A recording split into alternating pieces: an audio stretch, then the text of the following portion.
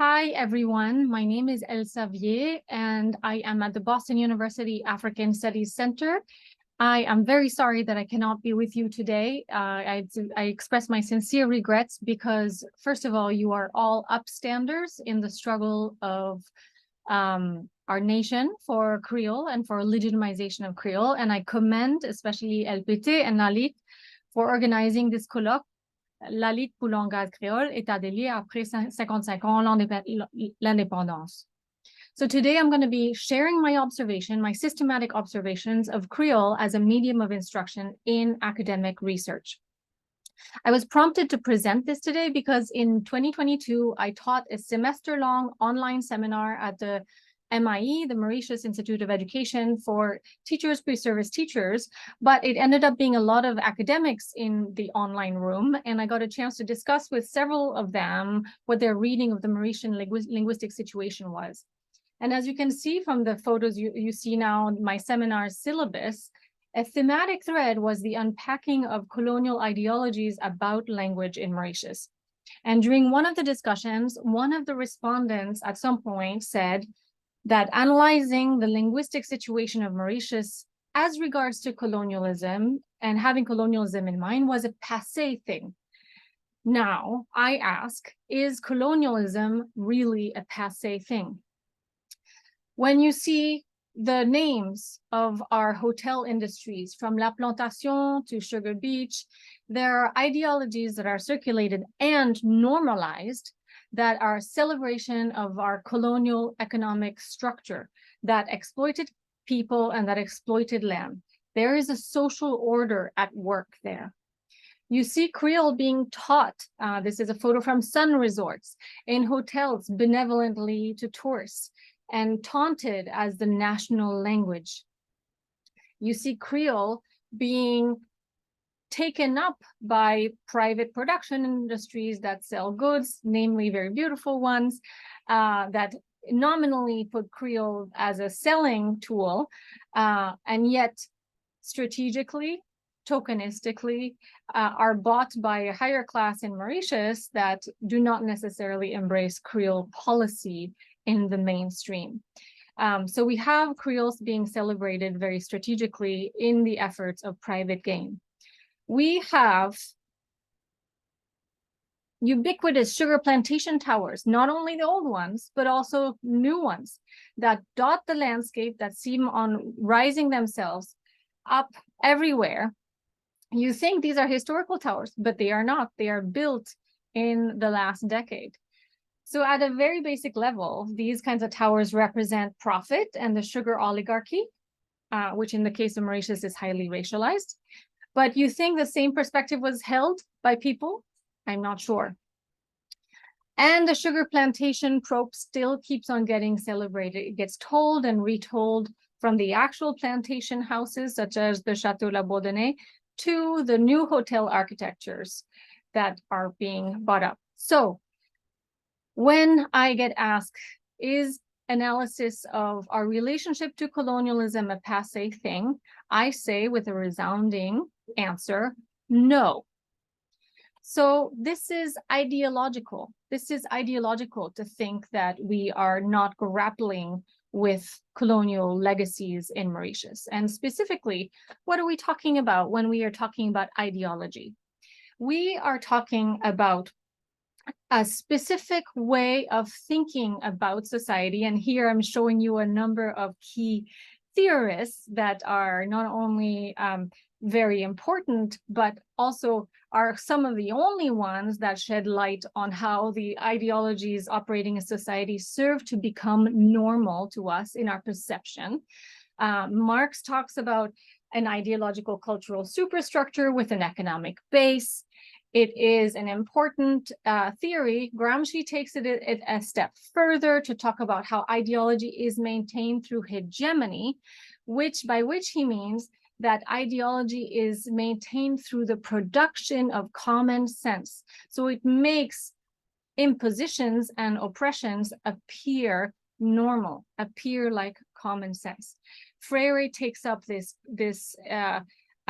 notion of ideology when he talks about we need to conscientize ourselves, conscientização, ourselves to understanding the relationship between the oppressor and the oppressed. And Lilia Bartolome, in her studies on language, discusses how teachers need to study ideology in order to evaluate how their practice actually benefits dominant groups in society. And so teachers need to engage in an ideological becoming. I'm not saying that us here in the room are outside of these ideologies, but we are an ideological becoming in the sense that we can unpack and become more aware, conscientized, as Freire would say, to the ideologies that appear as normal around us. So, in other words, ideology refers to the framework of thought constructed and held to members of a society to justify or rationalize a social order. So it's ideology that rationalizes the continued use of English and French in Parliament, and not allow Creole as a place of natural, legitimate citizens' grievances. It is ideology that allows a country to produce a new, widely taunted curriculum framework in 2015 and say almost nothing about the role of Creole mother tongue.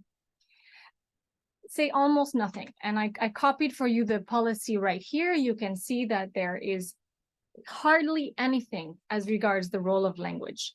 When the role of language is mentioned, there is not even barely the naming of Creole. They don't even want to say the word.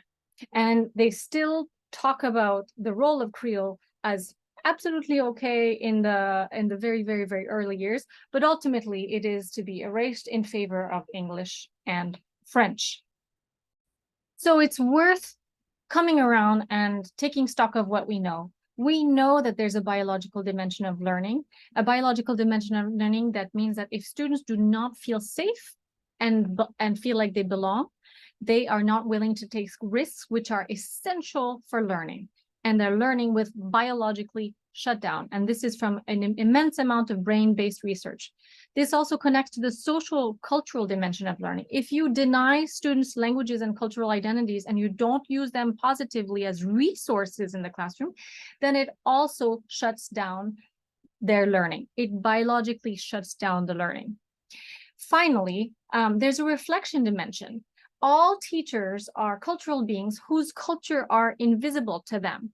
Educators need to acknowledge that their cultural lens with which they bring to the classroom in order to address cultural and linguistic biases that they may have.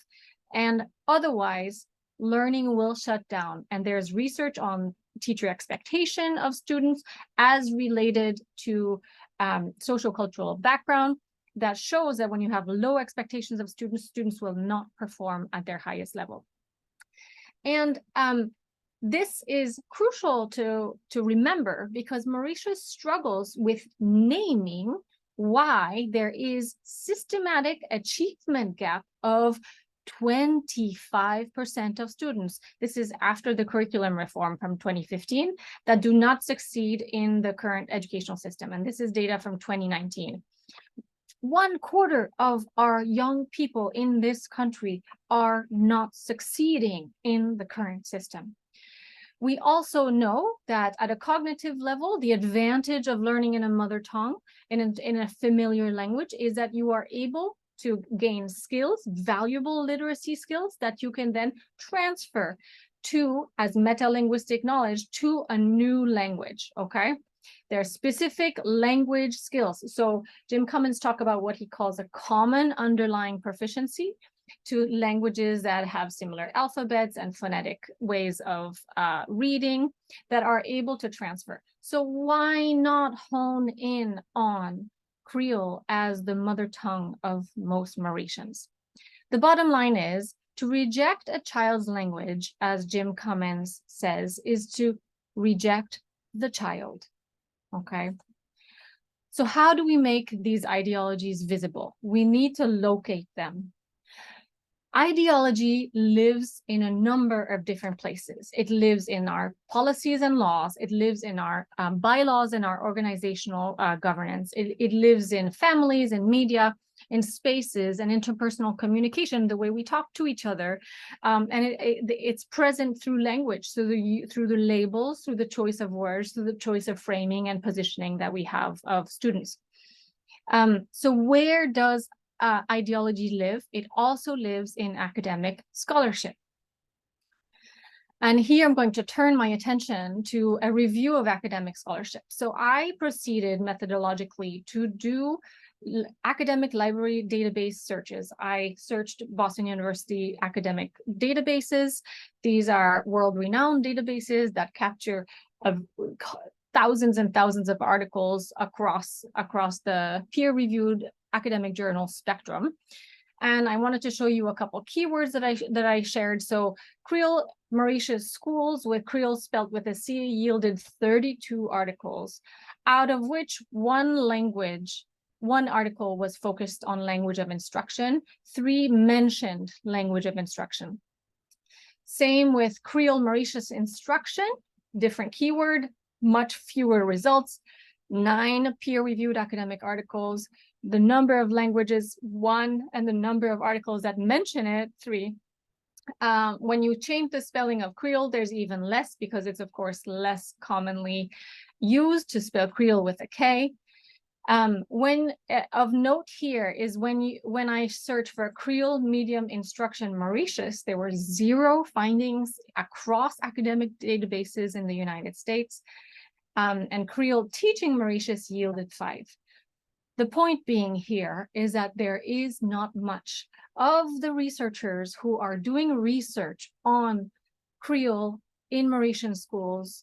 There is hardly anything that is being produced that looks specifically at Kreol as a medium of instruction in schools. Then I turned my attention to Google Scholar, and here I limited my search time from 2000 to 2003 because it's Google and there's a lot of thousands and thousands of articles, and it will pull from many ones. So if you put in Kreol as a medium of instruction without even Mauritius, you have 2,450 hits. The number of articles focused on language instruction I did not count because it was a very high number, although it is worth doing this with some software. When you bracket Kreol as a medium of instruction so that it's a full search term and you add Mauritius, there were 14 out of 2,454, reduced down to 14 as language of instruction, with 4 out of which 4 out of those 14 were focused on other countries, namely the Seychelles and Haiti. So this is all to say that there is very little research being done.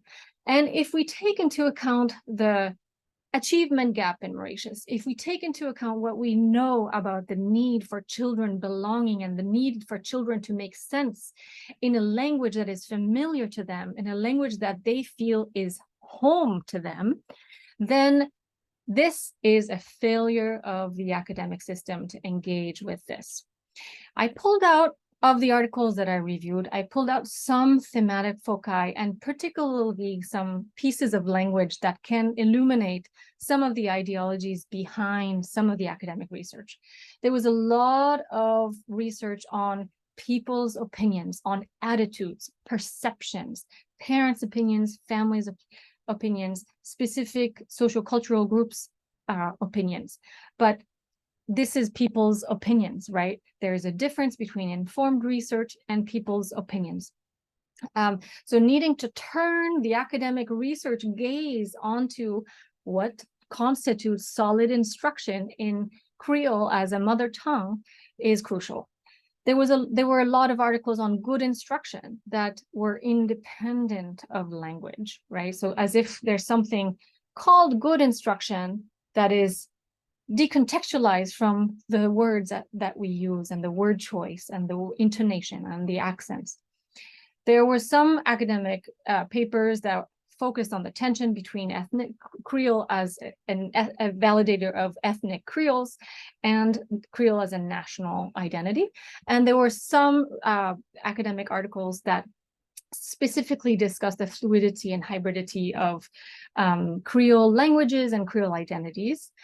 And many of them talked about the language equilibrium. And several articles discussed that there was not enough evidence out there to move towards Creole policy. So a lot of nebulous confusion, okay?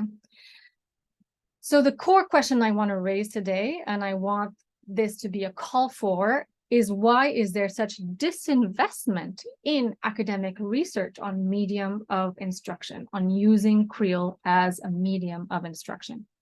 And I want to call for a resounding need for more and serious and rigorous academic research focused specifically on Creole as a language of instruction.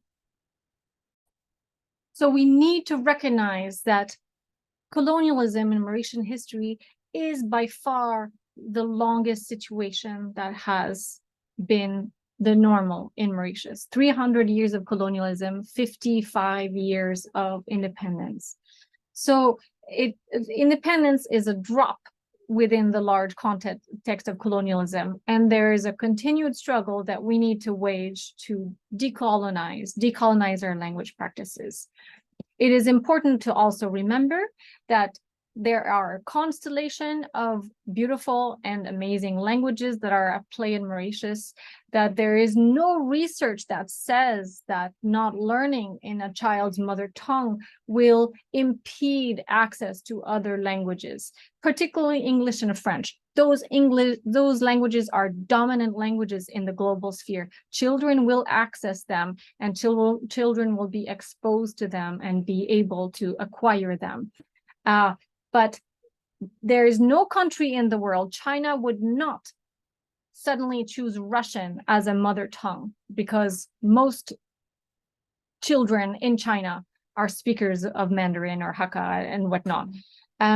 The United States wouldn't suddenly choose French as a mother tongue because they found this dominant access. No, we teach our children in our nation's mother tongue. It is self-evident.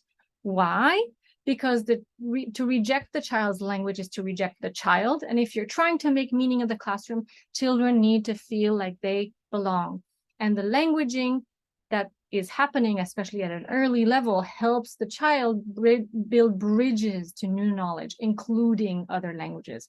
So I call on academic researchers to engage with this seriously, to take the ethical and scientific dimensions of this question seriously, so that there is a plethora of studies that can emerge out of Mauritius to validate the importance of Creole in our schools as a medium of instruction and not only as an optional subject. Thank you very much.